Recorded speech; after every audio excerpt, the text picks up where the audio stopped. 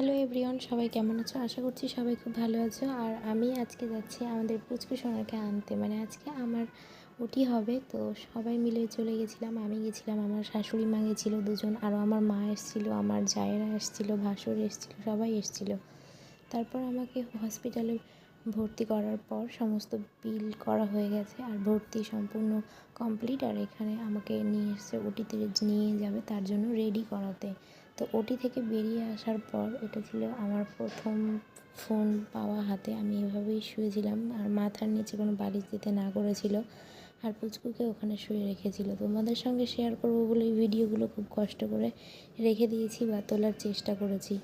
তোমরা কোথা থেকে কে ভিডিওটা দেখছো অবশ্যই আমাকে জানাও। আর আমার পুচকুকে আমি এখনো পর্যন্ত দেখিনি, আমিও দেখার জন্য ছটফট করছিলাম কখন ওকে নিয়ে দেখি।